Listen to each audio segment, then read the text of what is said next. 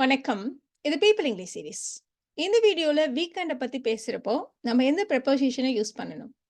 For the weekend, over the weekend, on the weekend, at the weekend, in the weekend. இதுல எதையெல்லாம் use பண்ணலாம்?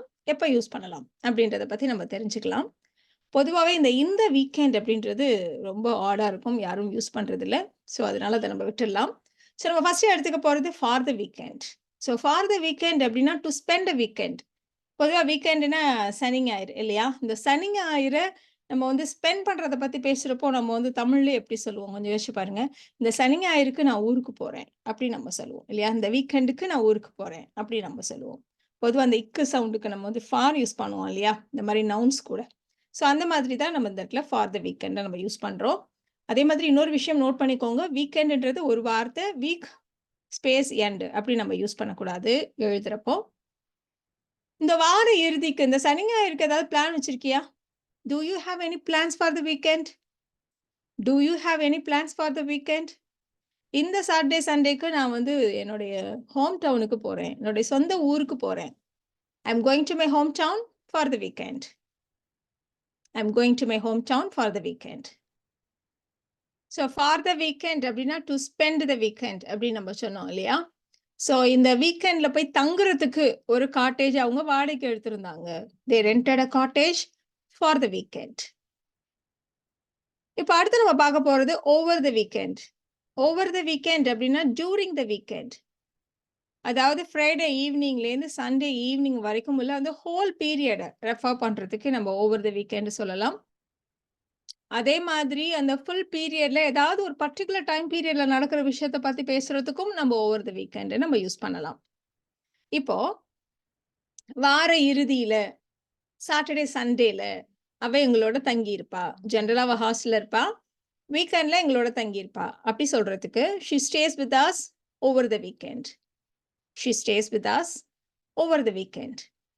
நம்ம முழு time பீரியடையும் refer பண்றதுக்கு இப்படி நம்ம சொல்றோம் இல்லையா? அதே மாதிரி ஏதாவது ஒரு பர்ட்டிகுலர் டைம் பீரியட்ல முழுமையா இல்ல, எப்ப வேணாலும் அப்படி சொல்றதுக்கும் நம்ம ஓவர் த வீக்கெண்டயே யூஸ் பண்ணலாம்.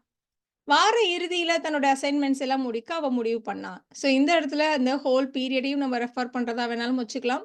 இல்ல எப்பயோ ஒரு டைம்ல ஸ்டார்ட் பண்ணி முடிக்கிறதா வேணாலும் நம்ம அஸ்யூம் பண்ணிக்கலாம். She decided to complete the assignment over the weekend. She decided to complete the assignment over the weekend. So நம்ம முழு டைம் பீரியட பத்தி நம்ம பேசினோம் இல்லையா? அதாவது ஃப்ரைடே ஈவினிங்லேருந்து சண்டே ஈவினிங் வரைக்கும் இல்ல இந்த ஹோல் வீக்கெண்ட பத்தி நம்ம பேசுறப்போ சொன்னோம். ஓவர் த வீக்கெண்ட் நம்ம யூஸ் பண்ணலாம் அப்படின்ட்டு. சின்ன சின்ன விஷயங்கள் அந்த வீக்கெண்ட்ல எப்ப வேணா நடக்கிற சின்ன விஷயங்கள பத்தி பேசுறதுக்கும் நம்ம ஓவர் த வீக்கெண்ட் நம்ம சொல்லலாம். ஸோ வார இறுதியில உங்களுக்கு நான் ஃபோன் பண்றேன். I'll call you over the weekend. So அது சாட்டர்டேவா இருக்கலாம், சண்டேவா இருக்கலாம். ஏதோ ஒரு பர்ட்டிகுலர் டைம் பீரியட்ல உங்களுக்கு நான் கால் பண்றேன். I'll call you over the weekend. So இந்த மாதிரி சின்ன சின்ன ஆ விஷயங்கள் செய்றத நம்ம ஆன் த வீக்கெண்ட் அத வச்சு நம்ம அமெரிக்கன் இங்கிலீஷ்ல சொல்லுவாங்க. அதே மாதிரி அட் த வீக்கெண்ட்ன்னு பிரிட்டிஷ் இங்கிலீஷ்ல வச்சு சொல்லுவாங்க. ஸோ இது அமெரிக்கன் இங்கிலீஷ்னா ஆன் த வீக்கெண்ட் மட்டும் தான் யூஸ் பண்ணுவாங்க. அட் த வீக்கெண்ட் யூஸ் பண்ண மாட்டாங்க. அவங்களுக்கு அட் த வீக்கெண்ட்ன்றது கொஞ்சம் ஆடா இருக்கும். அதே மாரி பிரிட்டிஷ் இங்கிலீஷ பொறுத்தவரைக்கும் அவங்க எப்பவுமே அட் த வீக்கெண்ட் தான் யூஸ் பண்ணுவாங்க. ஓவர் த வீக்கெண்ட்ன்றது common. So I'll call you on the weekend இது American English. I'll call you at the weekend இது பிரிட்டிஷ் இங்கிலீஷ்.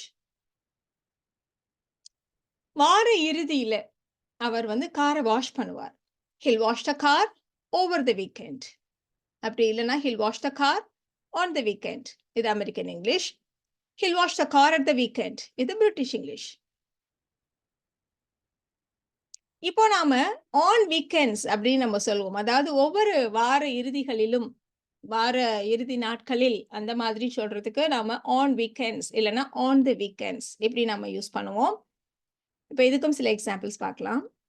நான் வார இறுதி நாட்களில் ரொம்ப நேரம் தூங்குவேன். பொதுவா சாட்டர்டே, சண்டேனா நான் ரொம்ப லேட்டா தான் எந்திரிப்பேன். வழக்கத்தை விட ஜாஸ்தி நேரம் தூங்குவேன். இத சொல்றதுக்கு நம்ம ஸ்லீப் இன் அப்படின்ற ஃப்ரேஸல் வெர்ப யூஸ் பண்ணுவோம். முன்னாடியே நம்ம இத பத்தி பேசியிருக்கோம். I sleep in on weekends. இல்லன்னா I sleep in on the weekends. இதே விஷயத்த பிரிட்டிஷ் இங்கிலீஷ்ல அட் த வீக்கெண்ட்ஸ் அப்படி கூட சொல்லுவாங்க. நான் வழக்கமா வார இறுதி நாட்கள்ல கொஞ்சம் சீக்கிரம் வீட்டுக்கு கிளம்பிடுவேன். I usually leave early on weekends. I usually leave early on the weekends இல்லைன்னா அட் த வீக்கெண்ட்ஸ். வார இறுதி நாட்கள்ல பொதுவா சாட்டர்டே, சண்டேஸ்ல நம்ம சொல்லுவோம் இல்லையா? இந்த மாதிரி சாட்டர்டே, சண்டேஸ்ல நாங்க சில வெப் சீரிஸ்லாம் பார்ப்போம். இல்லன்னா ஏதாவது கே ட்ராமாஸ் பார்ப்போம். இந்த மாரி நம்ம பேசுவோம் இல்லையா? On weekends will watch some web series. So இந்த வீடியோல நாம for the weekend, over the weekend, on the weekend இல்லன்னா ஆன் த வீக்கெண்ட்ஸ் இத பத்தியெல்லாம் நம்ம பார்த்தோம். இத எப்படி யூஸ் பண்றது அப்படின்றத பத்தி தெரிஞ்சுக்கிட்டோம். இந்த வீடியோ உங்களுக்கு யூஸ்ஃபுல்லா இருக்கும்னு நெனைக்கிறேன். Thank you so much.